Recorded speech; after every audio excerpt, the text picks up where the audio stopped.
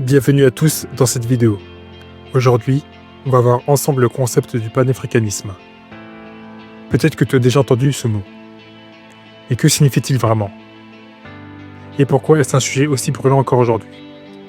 Allez, accroche-toi bien, on va explorer ses origines, ses nécessités, ses forces, ses limites, et voir comment il peut évoluer dans le futur. Bonjour et bienvenue sur cette nouvelle vidéo du Profil Noir.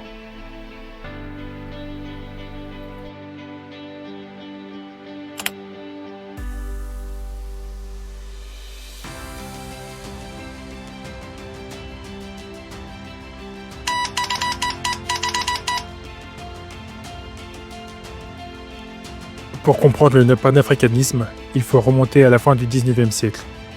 À cette époque, le monde africain est soumis à la colonisation par les puissances européennes. Le continent est alors morcelé, ses cultures et ses peuples sont exploités et divisés. Mais déjà, à travers le monde, les Africains et leurs descendants rêvent d'unité. Le panafricanisme naît donc d'un besoin de résistance et de dignité. C'est dans les Caraïbes et aux États-Unis que l'idée prend forme. Des leaders comme Webb Du Bois et Marcus Garvey, issus de la diaspora africaine, jouent un rôle essentiel. Garvey, par exemple, prenait le retour en Afrique et voulut créer un État indépendant pour les descendants d'Africains. Il a même fondé la compagnie de navigation Black Star Line pour concrétiser ce rêve. L'idée était simple mais révolutionnaire. Les peuples africains, malgré leurs différences, ont des points communs. Ils partagent une histoire douloureuse de colonialisme et surtout une volonté de retrouver leur autonomie. C'est un appel à l'unité, à la solidarité entre tous les Africains et descendants d'Africains. Mais le panafricanisme n'est pas seulement un rêve. Il va devenir un mouvement concret qui va influencer l'histoire de l'Afrique.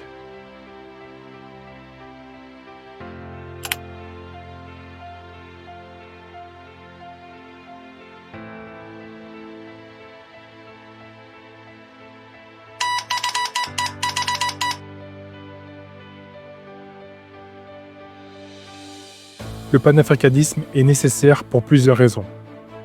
D'abord, parce que l'Afrique a longtemps été exploitée et divisée. La colonisation a déstructuré les sociétés africaines et imposé des frontières artificielles, souvent au détriment des peuples. Aujourd'hui encore, cette division affaiblit le continent sur la scène internationale. Prenons l'exemple des ressources naturelles. L'Afrique possède une abondance de matières premières. Or, pétrole, diamants, terres rares. Pourtant, une grande partie des bénéfices part à l'étranger. Les multinationales exploitent ces ressources sans que les populations locales en profitent réellement.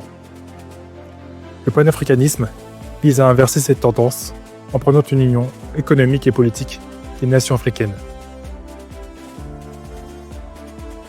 Le panafricanisme est aussi un moyen de renforcer la voix de l'Afrique dans le monde. Si les pays africains unissent leurs forces, ils peuvent peser davantage sur la scène mondiale, que ce soit au niveau économique, diplomatique ou culturel. Imagine, une seule Afrique parlant d'une même voix à l'ONU, négociant ses propres conditions de commerce. C'est un poids énorme.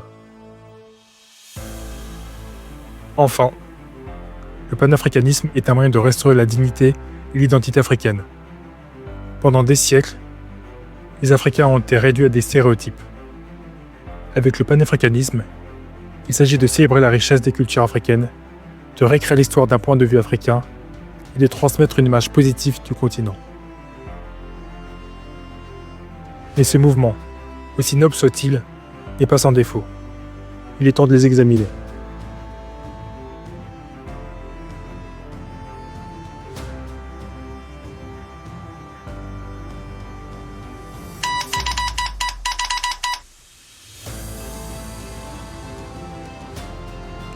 Le panafricanisme a apporté beaucoup de bonnes choses. Grâce à ce mouvement, de nombreux pays africains ont pu accéder à l'indépendance. Les leaders panafricanistes, comme Kwame Nkrumah au Ghana ou Jomo Kenyatta au Kenya, ont inspiré tout un continent. Ils ont prouvé qu'il était possible de se libérer du joug colonial. Mais le panafricanisme a aussi ses limites. D'abord, il existe un grand défi à la diversité culturelle et linguistique de l'Afrique. Le continent compte plus de 2000 langues, des centaines de cultures différentes et des réalités très variées entre chaque pays. Unir toutes ces différences n'est pas simple. L'idée d'une Afrique unie reste un rêve pour beaucoup, mais sa mise en pratique pose des défis logistiques et politiques immenses. De plus, il y a eu des conflits d'intérêts entre les leaders panafricanistes eux-mêmes. Nkrumah, par exemple, prenait une unité immédiate, tandis que d'autres, comme Léopold Sédar Senghor, préféraient une approche plus progressive. Cette division interne affaiblit le mouvement. Enfin, le panafricanisme fait parfois face à des obstacles extérieurs. Les anciennes puissances coloniales, et même certains nouveaux acteurs économiques comme la Chine, ont des intérêts en Afrique. Ces puissances peuvent parfois freiner les initiatives d'unité africaine pour préserver leurs propres intérêts. Alors, comment le panafricanisme pourra-t-il évoluer pour relever ces défis ?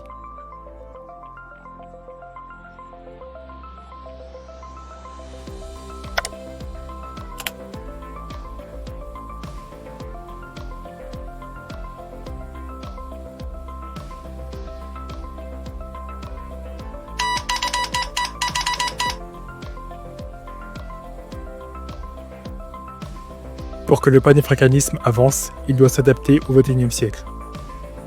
Aujourd'hui, il ne s'agit plus de seulement d'indépendance politique, mais aussi d'indépendance économique, culturelle et technologique. Une piste possible est l'intégration économique. La création de la zone de libre-échange continentale africaine est un excellent exemple. Elle permet de renforcer les échanges commerciaux entre les différents pays africains, sans passer par des acteurs étrangers. Cela pourrait à terme créer un marché africain puissant, unifiant les économies et réduisant la dépendance aux multinationales. Ensuite, il faut une renaissance culturelle panafricaine. Les jeunes Africains doivent se réapproprier leur histoire et leur culture. Des musiques comme l'Afrobeat ou des plateformes comme Nollywood montre que la culture africaine est un vecteur puissant d'influence dans le monde. C'est en renforçant cette identité partagée que le panafricanisme peut devenir une réalité concrète pour les jeunes générations. Le panafricanisme doit aussi inclure la diaspora africaine. Les millions de descendants d'Africains en Amérique, en Europe ou aux Caraïbes ont un rôle clé. Leur lien avec l'Afrique est souvent fort. Et ils peuvent apporter leurs compétences, leurs capitaux et leurs réseaux pour participer au développement du continent. Enfin, le panafricanisme doit se moderniser en utilisant les nouvelles technologies. Internet permet aujourd'hui de connecter les Africains entre eux, de créer des réseaux transfrontaliers, de partager des idées. Les jeunes leaders numériques, les créateurs de contenu, les entrepreneurs tech africains sont le futur du panafricanisme. En résumé, le panafricanisme est un mouvement qui porte les espoirs et les rêves de millions d'Africains. Il a des origines profondes, une nécessité évidente et des qualités indéniables. Mais pour devenir une réalité, il doit évoluer et s'adapter aux défis modernes. La route est encore longue, mais le potentiel est énorme. Merci d'avoir suivi cette vidéo. J'espère que ce voyage dans l'histoire du panafricanisme t'aura éclairé. N'hésite pas à partager tes idées en commentaire et à t'abonner pour plus de contenu sur l'histoire et les enjeux du continent africain. À bientôt pour une nouvelle exploration ensemble.